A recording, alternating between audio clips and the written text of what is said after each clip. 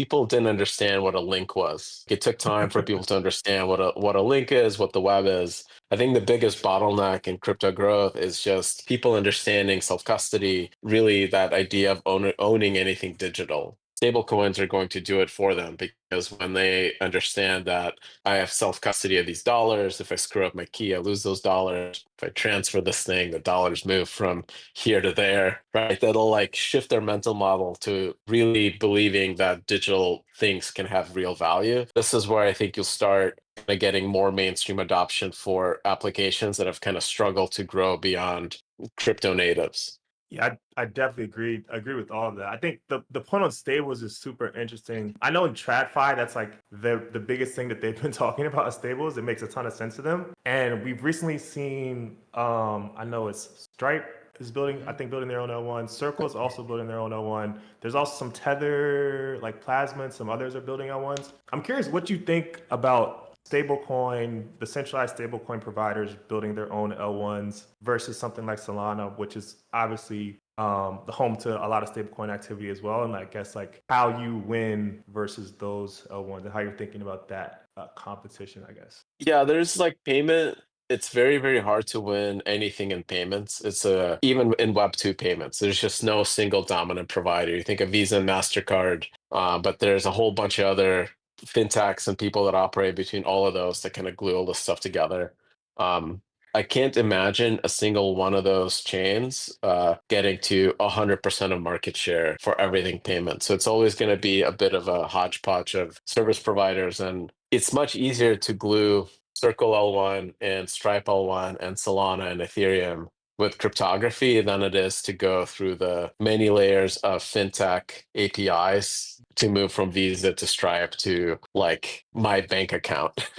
The amount of time that takes and the costs are just, you're talking 10,000 times more expensive and slower. So it's great. They're going to build a whole bunch of tech. Where I have like hopes and like where I'm at when I talk to the folks building those is I think there's an opportunity to have like a single standard for cryptography to where we can have at least confidentiality. I don't know if we can push like I'm trying, but I don't think we can push for full like Tornado Cash level privacy across the industry. But we can push for confidential where your amounts are hidden. That confidential payment is accepted by an exchange. That like Binance is not freaking out that you're sending them encrypted money. That would be, I think, a huge win. So I think if all of these efforts collaborate and push for a standard, you can have like Circle USDC amount that's encrypted transferred from Arc to Solana to Coinbase to Binance without friction or without having your account frozen or anything like that. Like to me, that's an opportunity right now to actually fix a whole bunch of standards issues.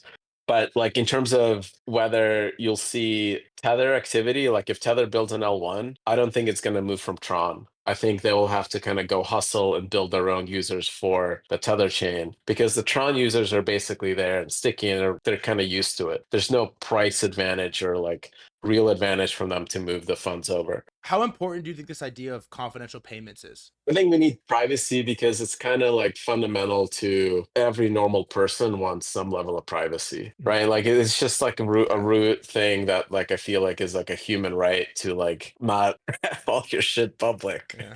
that everyone can agree to. And but Yeah. there's no way you're going to get global crypto adoption if you have to force people to give up their privacy or like be super paranoid about which keys they use and when. It's just that becomes like a nightmare. So I think we need really good standards. And like everyone that's listening to this that is in the US, call your Congress people and senators and tell them that you want privacy to be important and like part of the clarity and stablecoin bills. They'll take those calls and we'll hear you out. Word. So yeah, I think it's super important. And ultimately, like I think it's nobody will want to adopt this tech if it forces them to fully reveal all their finances to the public. It makes Yeah, I sense. agree.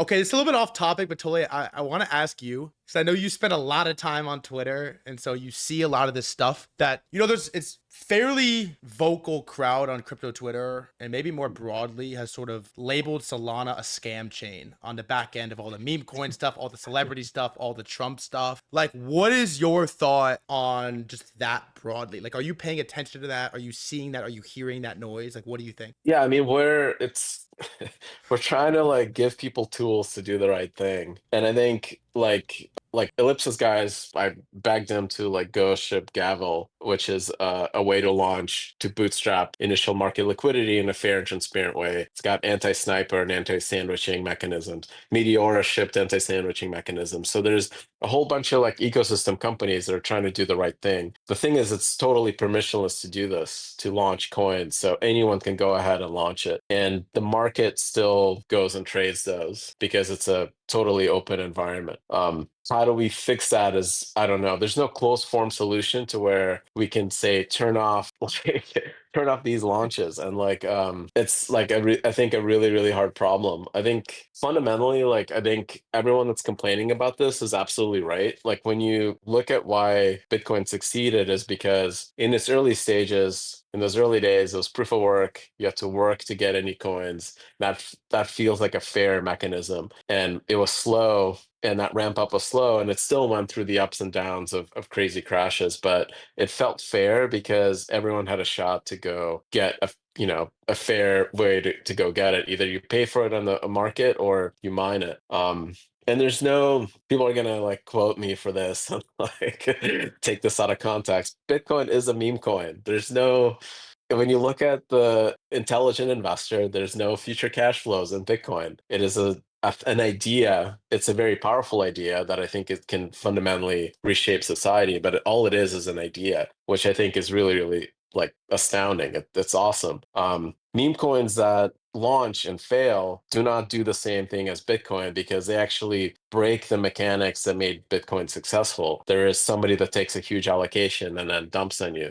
You can't do that with Bitcoin because you have to mine that huge allocation that would require too much work, right? So the things that made Bitcoin successful is what I think a lot of bad launches violate. And I think the only I'm a fairly libertarian, like free markets kind of person. Like I think ultimately people that are users of these things have to make the choice. I'm not going to buy this Yeezy coin because it didn't use a sniper resistant long launch process and gave everyone a fair chance to be early. It was just launched behind the scenes. Like the users have to make that decision.